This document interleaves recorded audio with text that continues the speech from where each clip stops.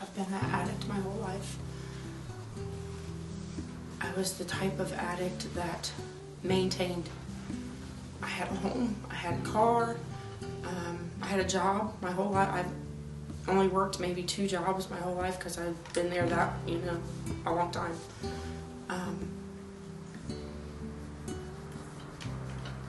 Alcohol at first, and then, different drugs. I would change different drugs to suit my needs or to suit what day it was. Until I lost my son.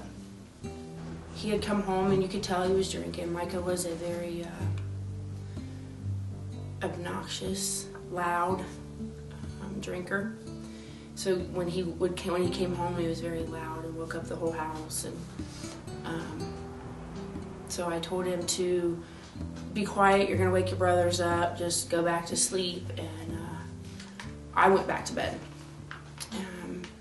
And when I got up in the morning, his friends had come to the door and was all upset. And they couldn't tell me what happened, and I didn't know what happened, or what they were crying about. And about 20 minutes later, my son's girlfriend, Brooke, her mother showed up at the house, and the coroner had called her. They were involved in an accident and hit a tree, and both were killed at the scene.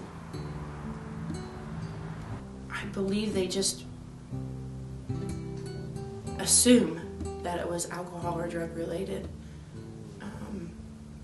It's just like, okay, that another drunk driving accident. I remember the news coming back to the house weeks later when all the toxicology reports came in, and they redid the whole scene again, just to say that what his alcohol level was and what was found in his system. And I really didn't understand the point of it. And I just gave up everything. I quit my job. We didn't have a car, and I was having a hard time putting food in the house and taking care of the other kids.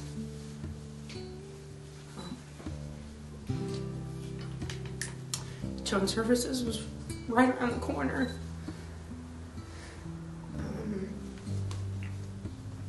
My mom owned my house, and she was getting ready to kick us out.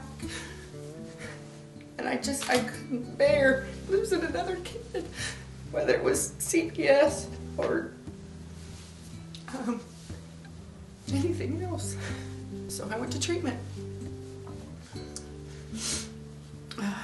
Took about 10 months to get there.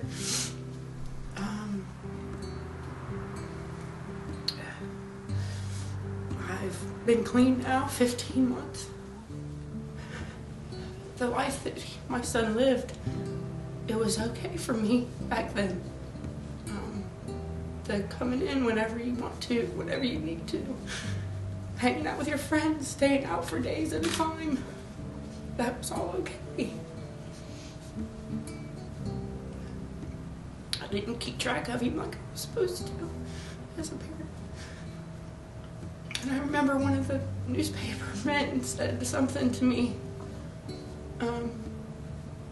when he asked me the story about not knowing where he was or what he was doing. And it made me feel really horrible. And I think about that a lot.